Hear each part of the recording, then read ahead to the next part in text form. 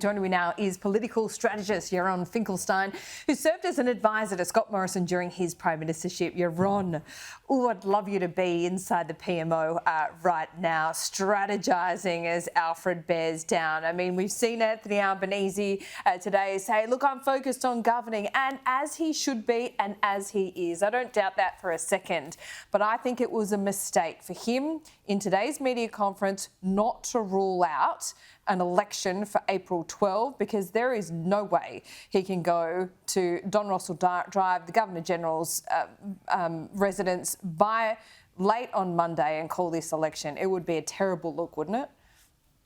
I think it's true. That's exactly how people would see it. And I think you need to have a weather segment on your program, because I don't want you to be losing viewers at Labor Party HQ as they drift to the Weather Channel.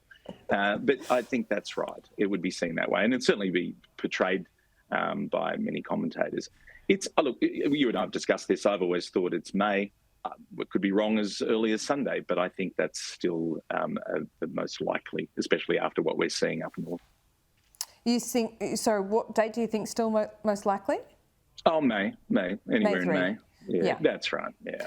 I mean, as the campaign headquarters would be strategising this at the moment. Of course, you've got the benefit of incumbency. It's the Prime Minister's prerogative to go when he thinks is best. No one would blame him for that, and absolutely he should and he will. But he's got to get out of the bubble a bit here, because there's people, 4 million people in the direct firing line, or at least in the vicinity of Brisbane, affected by this. They're not thinking of an election. I don't think the Prime Minister is got anything but those people's interests at heart. But to not rule it out today, I don't know. I don't know what advice he's getting. I think it's a very good point.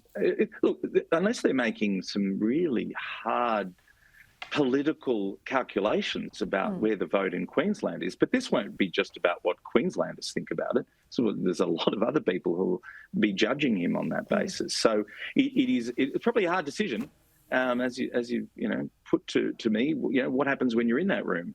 But that's the point. None of these dates are easy, because the polling is where it's at. That's the main point.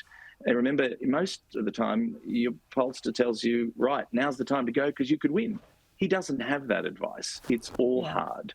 And so it's just picking the best possible date. And I don't know that, calling it on Sunday is going to give him that best possible date because of all these other scenarios. I don't think so either as well. I don't think so either, Yaron. And I've been thinking about how the date of calling the election is almost as important as election day itself, because I think the last four elections, at least the last two, have seen almost 50% of Australian voters, the available voting public, are voting before election day. So that first 2 weeks and the momentum can matter almost more than the last 2 weeks. That's very, very true. And you start, if you're in a campaign mode, you start to think about, how am I calibrating my announcements? And it does change. So as we see, as you say, close to half voting before, they're calculating everything. And it does make it harder. It's not like the old days where you just thought, right, what have I got to save in that last week? And how exciting will I make it? And they can't do that anymore. No, they can't. And the other thing to consider here is the budget. I mean, would it be so bad if you were in the Labor camp, and I know you're not, but just for one mad moment, just pretend you were, would it be so bad for Labor to go to a budget?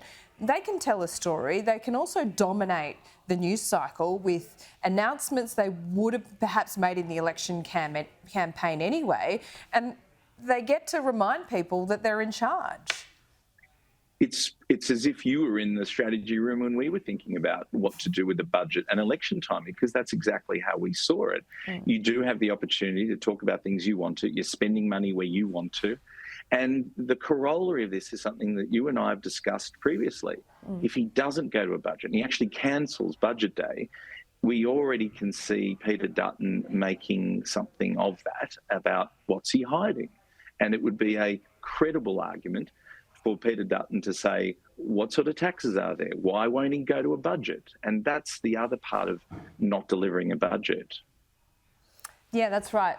Look, we've got all of this to look forward to over the next couple of weeks. And we're pretty much in a campaign anyway. I know you've just been in the US and, oh gosh, where to start there? I mean, have you got any insight on exemptions or how any of that's going? Or even the Trump 2.0 administration's view of Australia and our government at the moment? So perhaps the best way of answering that is let's look at Ukraine. And the reality is it's messy. It looks really messy. But Trump is doing this so that he gets a result. That's what he's going to be worried about. That's what he thinks American voters, or particularly the people who voted for him, will care about. It really doesn't look good from our perspective as he goes through that. But he doesn't care to wear away some international political goodwill to get a result that domestically will be good for him. So if you see it in that context, he's thinking about his domestic voters, which is why what's more interesting is the reaction to some of the job cuts in the public service. Now, that's one he needs to watch very carefully. Oh, why do you say that? Where might that affect him? Because he's got 4 years. He does, although the first time he's judged is in 2 years at the midterms. But some of the job losses, it's not like if you were to say, let's cut the public service and it's just going to affect Canberra. He's announced, for example, 6,000 job losses in the IRS, their version of the tax office. They're in states like Texas, swing states like Georgia, right, Pennsylvania. So they're really decentralised. It's not just Washington. No, it's not. And so he's got some Republican members of Congress who are not happy with the way it's been executed. Of course, in principle, they agree with slashing government waste. But on the way through, it's hard for them to talk to their constituents about why 1,000 jobs were lost at the Department of Veterans Affairs, for example, in another state. So that's probably the one that he will be more interested in keeping an eye on than the way Australia or Europe is looking at some of these international policy positionings. Yaron, always great to talk to you. We'll see you soon. Great. You too, Laura. Bye-bye.